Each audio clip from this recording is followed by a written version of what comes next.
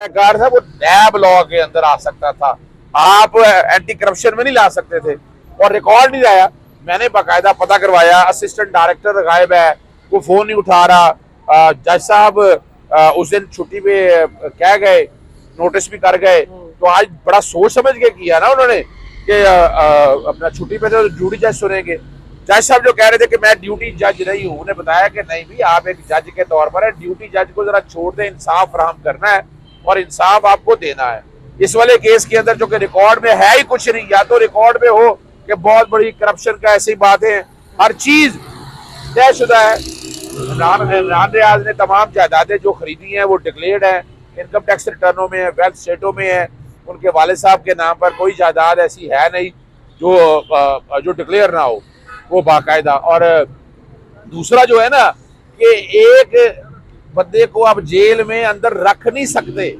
ये बुनियादी हकूक की खिलाफ वर्जी है, ये भी स्पेशली कहा गया और ये बातें भी सामने रखी गई हैं कि आपको इंसाफ फराहम करना है और इंसाफ फराहम करने के लिए आपको इधर उधर नहीं देखना, टेक्निकलिटीज में नहीं जाना, आपने तकनीकी वजूहात की तरफ नहीं देखना। एक बेगुनाह आदमी है वो जेल के अंदर है, क्यों जेल के अंदर है? जेल के अंदर नहीं वो रह सकता, उसको जेल से जितना जल्दी हो सके आप बाहर निकालें, फौरी तौर पर लेके आए। अब कहा है कि रिकॉर्ड मंगाया है, रिकॉर्ड वो पेश नहीं कर रहे, हम भी अपने तरफ कोशिश कर रहे हैं कि रिकॉर्ड लेके आ जाए, लेकिन लग यही रहा है कि मरियम सफदर को खुश करने के लिए डीजी एंटी करप्शन जो है वो ऐसे हालात बनाना चाहते हैं कि वो बताना चाहते हैं कि ताकतवर लोग अब आ चुके हैं, लेकिन ये चल नहीं सकेगा। हम इस मामले को, मैं और बता दूं आपको, अखराज मुकदमा की दरखास्त भी हम फाइल कर रहे हैं एक आध दिन के अंदर, और हम इसमें डैमेजेस की तरफ भी जाएंगे, हर्जाने की तरफ भी जाएंगे, यानी हम ये मामला छोड़ेंगे नहीं, इसको एक मंतकी अंजाम की तरफ लेके जाके रहे। ड्यूटी जज साहब साइन नहीं कर सकते जमानत के? बिल्कुल कर सकते हैं, इसमें केसला मौजूद है, इसमें हमारे कवानीन के अंदर वो एक नई तौजीह बता रहे हैं कि जज साहब जो है ना वो जज साहब छुट्टी पर नहीं है, वो अपनी ड्यूटी अंजाम दे रहे हैं, पर ड्यूटी कसूर में दे रहे हैं जी। तो कसूर में तो ये जा नहीं सकता, वो तो लाहौर का केस है, कसूर में कैसे जा सकता है? और चूंकि वो यहाँ नहीं है तो इसलिए आपके पास फाइल आई है, फाइल भिजवाई गई है, अब आपके पास आई है, आपको एक जज के तौर पर ड्यूटी का लफ्ज ना भी इस्तेमाल करें, आपको एक जज के तौर पर ये सुनना है और फैसला देना है। रिकॉर्ड बुलवाने में कितना टाइम लगेगा, कब तक फैसला हो जाएगा? मेरा जहां तक ख्याल है, हमने ये घंटे का टाइम उन्हें कहा है कि 1 घंटे के अंदर रिकॉर्ड दोबारा बुलाएं, हम 1 घंटे के अंदर दोबारा अदालत के सामने पेश होंगे और हमारी जिद रहेगी, हमारी कानूनी तौजिया जो है सामने वो अदालत को दे दी है कि ड्यूटी जज को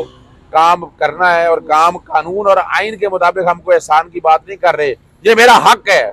यानी जमानत जो है मेरा हक है, मेरा हक कैसे छीन सकते हैं अब आपसे? एक आदमी को जो बेगुनाह है जेल में डाला हुआ है आपने, इमरान रियाज को, तो वो तो किसी तरह से भी काबिल कबूल नहीं है। घंटे बाद रिकॉर्ड आ जाएगा और जमानत उम्मीद बड़ी, देखिए ये जमानत का वादे केस है,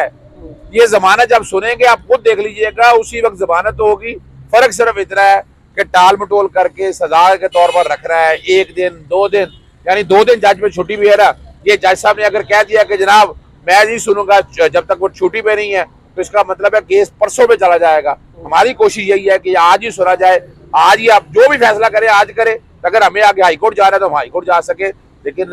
मैं नहीं समझता ये केस ऐसा कि जिसमें बेल खारिज हो सके। जहाँ तक चांसेस है कि ड्यूटी जज साहब अगर फैसला नहीं देते तो फिर खुद पे बात चली जाएगी, जज साहब आएंगे तभी हाँ, यानी फिर वो यही बात आएगी जो कि 2 दिन जज साहब ड्यूटी के ऊपर है, अल्टीमेटली ये बात फिर उधर न चली जाए कि बुध कहीं 2 दिन और जाया हो जाए और एक बेगुनाह आदमी को आप जेल में रखे। जी हाँ, आपने देखा सीनियर कानूनदान